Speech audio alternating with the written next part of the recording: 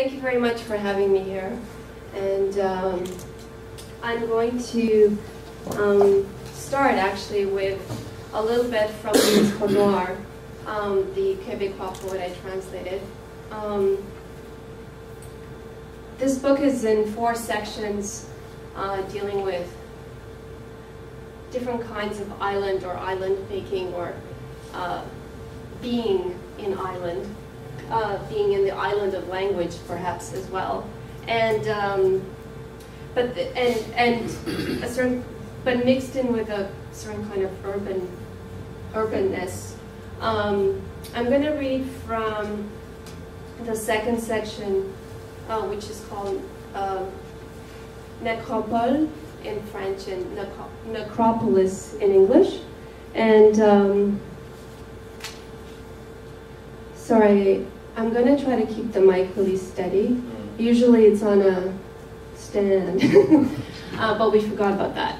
So I'm going to try to be steady with it, but it's a little bit, this will be my testing ground, this book. So this poem deals with coming to terms how to write, think about loss and an unnameable kind of loss, particularly the loss of a child. And I'll just, I'm going to start with a little bit of the French and then go into the English, and I'll do just some of it. It's a long piece, so I'm just going to do a little bit of it. Les tourbières et le fleuve, endeuillés par l'indifférence. La pensée lutte contre la dislocation. À vive allure, le sang file jusqu'à l'oreille. Le cœur éclate. Feu d'artifice ou explosion. La chute fracasse l'avenir à la nuque. L'ombre rejoint l'ombre en un éclair. The river and peat bogs plunged into mourning by indifference. Thought battles dislocation. Madly the blood races up to the year, the heart bursts, fireworks or explosions, the fall smashes the future at the nape. Shadow meets shadow in a flash. Days slid by with some mornings lost to watching. This slow time bewitches. We take no notice. Only the hand's agitation, antique tremors, omen of the storm. And then the voice, the body cross the darkness, fall as surely as Lenten March. The watching eye meets the face of the dead. Disarray, depend on a woundless hour. The real pain arrives as hail hits the windows.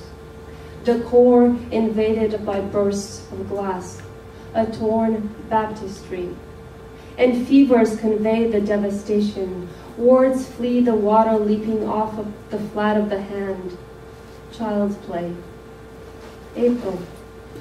Time of the origin and dejection about the name. Irreplaceable.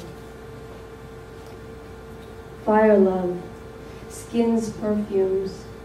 Beasts' awkward movements or the pain of germination. And the gloom envelops the tall poplars. Life invents a music with no recourse for the child of error. The hour turns falsely still. The bewildered eye, a bundle of vertigo. Last ritual. Last dance before the first frost. The dead are only the living eclipse. Remembering them belongs to the place, the event. The smell of burnt leaves embalms the disappeared. Birds dive in to join the spoiled souls, desiring as in those childhood days, tenacity as viaticum, replaying birth, the knife on the tongue.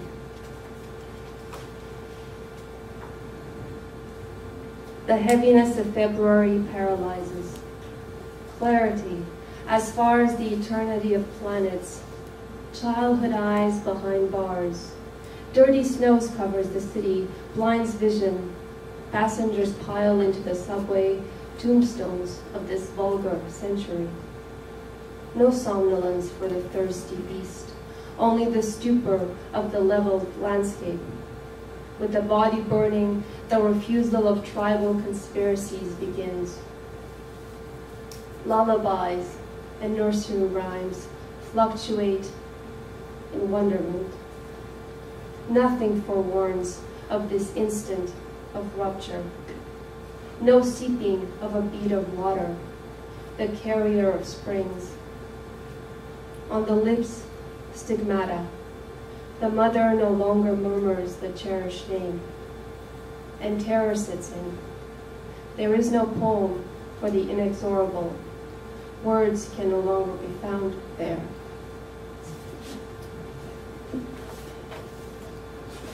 That's Louise.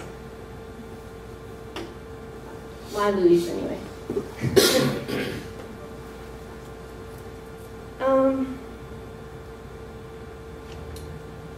So, thank you for that really, really kind introduction. In this book, which is many books in it, it actually has a book within a book, and there's these taxonomies, kind of these meta taxonomies on the ends, kind of as another way into the book. I played a lot with what is the book, but I was thinking a lot about oral, the differences between something that's told orally and something that's conveyed orally and something that's conveyed in inscription, and I thought a lot about that as I was writing it, and I thought a lot about, particularly, that made me think about fables and storytelling and what makes those powerful, what makes those effective, and the kind of animalities that can exist in language, and there's also a little bits of other languages in the book. So how that kind of what happens between when those get put side by side, and then I thought again about how to transcribe it back or translate it back into a kind of orality. So this is what I've done. The first piece I'm going to do is called Crow Hour, and in the book it's actually in Romanian and English, but I'm going to do a Romanian-French-English version, and the French was translated by another writer, poet, filmmaker, kind of everything guy in Montreal, Daniel Conti. So this is called Crow Hour.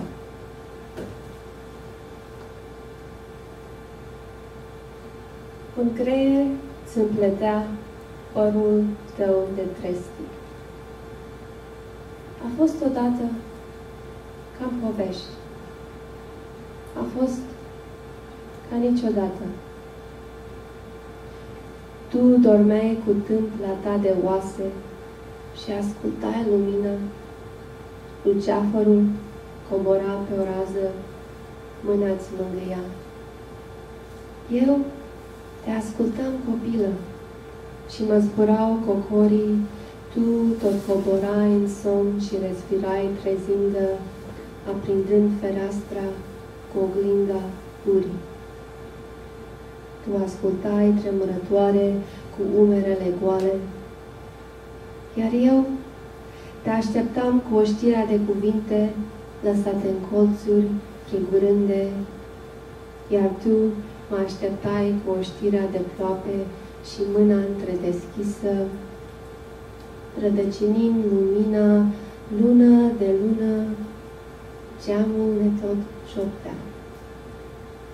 Ascultă, ascultă. O, Domnul meu, întoarce ceasul, Eu dorm lângă tine pe o rază de lună, eu dorm, o tandru.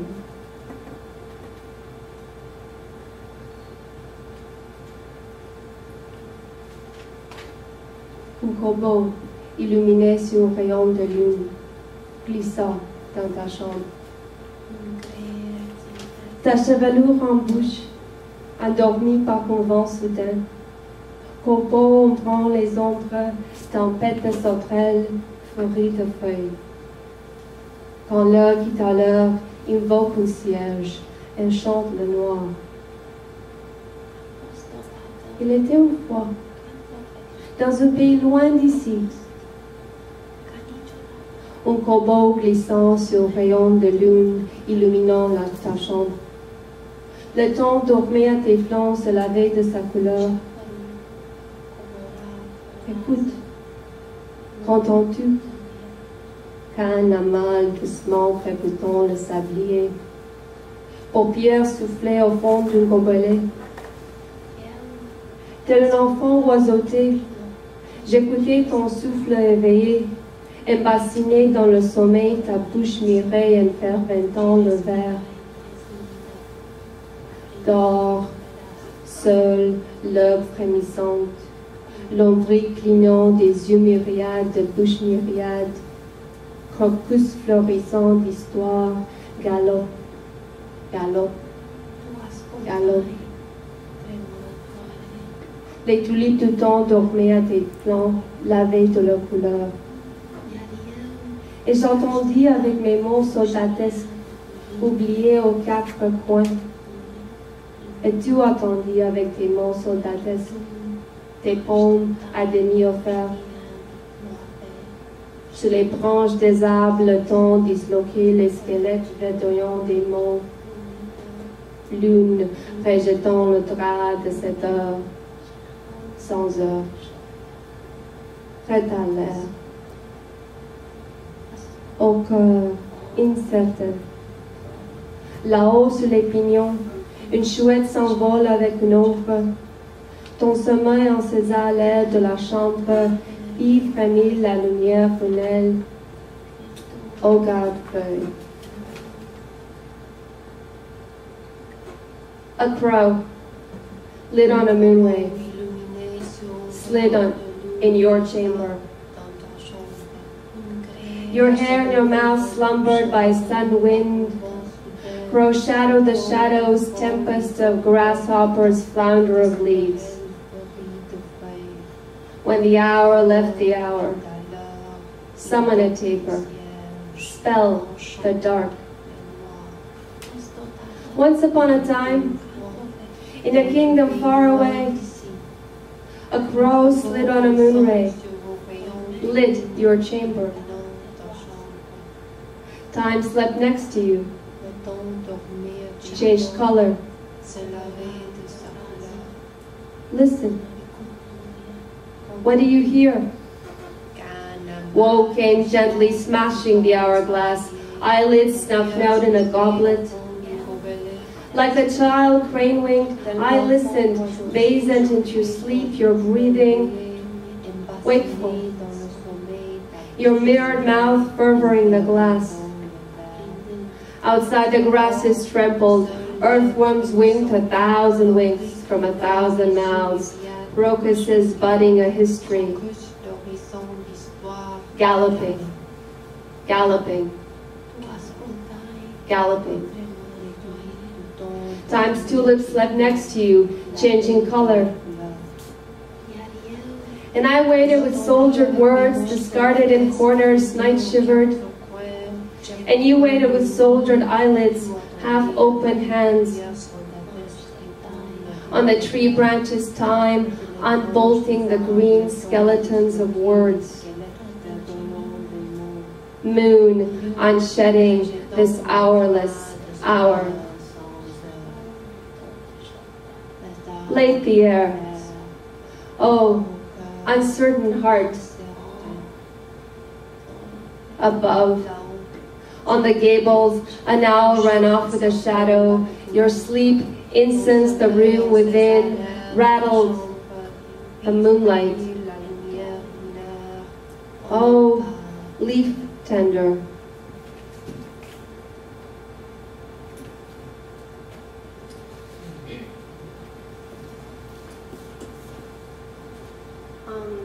This is called Song of Water. There's several songs, but they're not really songs. But the one you quoted from was one of them.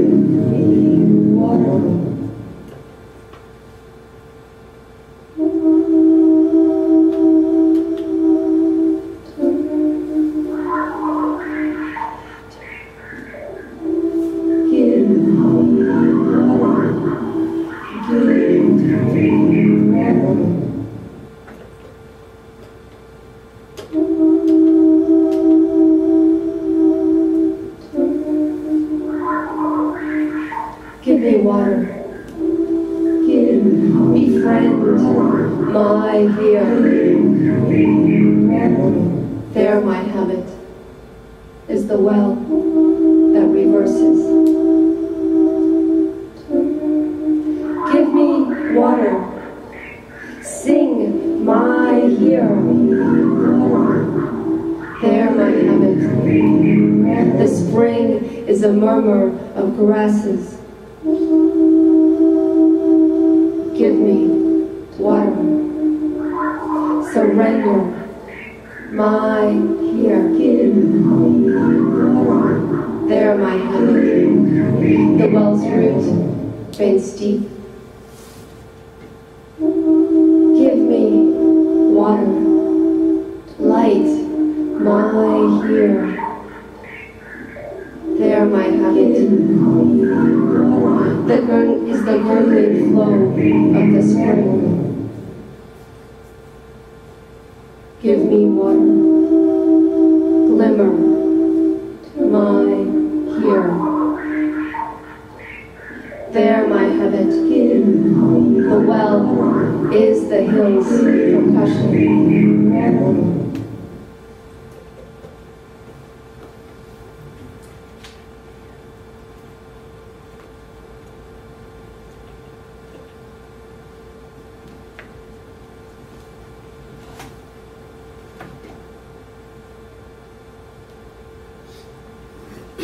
So I'm just going to do one more piece. This is called We Beasts. It's the title piece. And it's kind of in two parts because there's kind of two competing texts. So there's a sort of main text and then it's followed by a sort of conversation.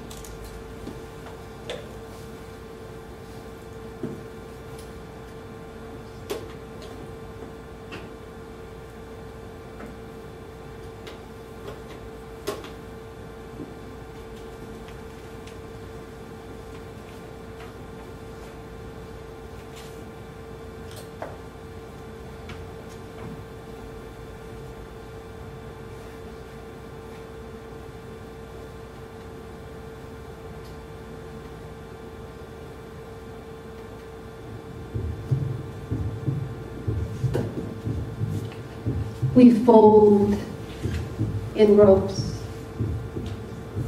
We magnify in the glorious urgency of the beast and turn towards the herd. We are urged here. We are earned. We spoil easily, yet methodically we earn. We are bedrooms with no roofs, where grass grows between the slats of parquet and spores snow in to root the windowsills. We are found wasting. We are found and dismount carelessly from nature's course. We are territories of ease upon a cheek, at times invisible. We are perennial, at times visible. We die. We battle every battle for tenderness. Pulsing, we resist the historical. I turn to nature's mist, a horse. My interior vigilant, hoarse, leaping from the oak.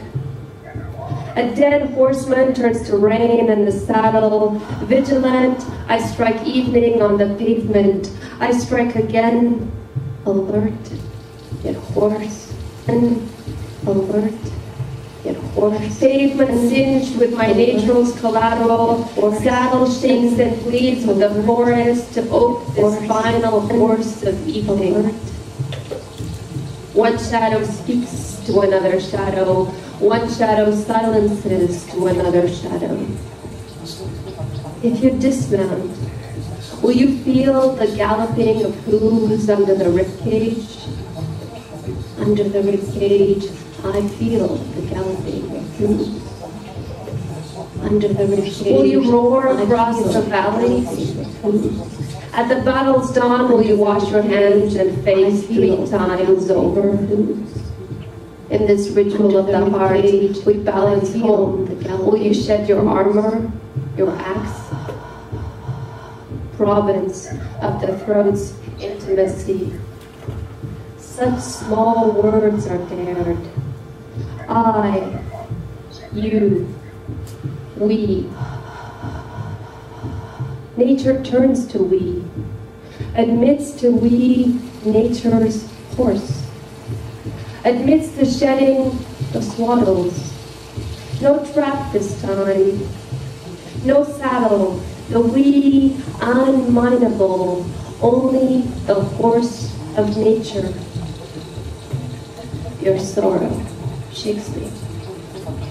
Your sorrow simply shakes me. Standing there, your legs sorrow planted, mane to the wind, neighing your sorrow shakes me. Neighing your sorrow shakes me.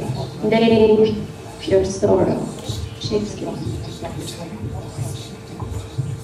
Proud these mad limbs. Proud these mad limbs. Proud these a forest speaking and yet not speaking. The battle mounts upward on a far hill. The ewes all alert, legacy the soil. The battle mounts, the ewes all alert. The battle, the ewes. We turn to dreaming and collide.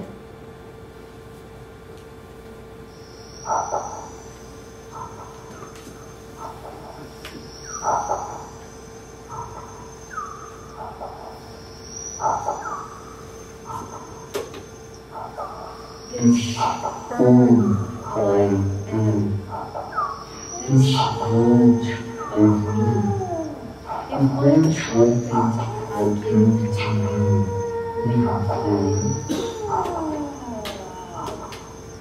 This rope I am, jogging pavement with ardor. Will you cross to me? I will cross you my soul. So you will wait for this battle. Then I will play, as the tree does with the wind. But these beasts, what are they? We don't know about beasts here. We've forgotten how to see them. You can't forget when you are made of beasts. Don't you? This tells me who is the people. Ah, such peacefulness you speak. Oh, such jasmine you are, standing there alert, yet hoarse. I am exiled. My land cannot be your soil, though I am willful. We must invent them.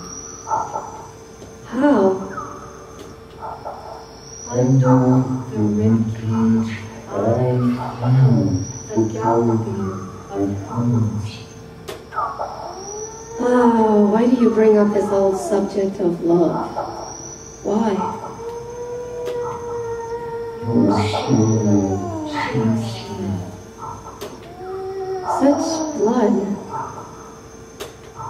To give back a legacy in soul floats up this road, don't you see? Yes, but still, why bring up love? Because we are anonymous, we can speak of love and remain we.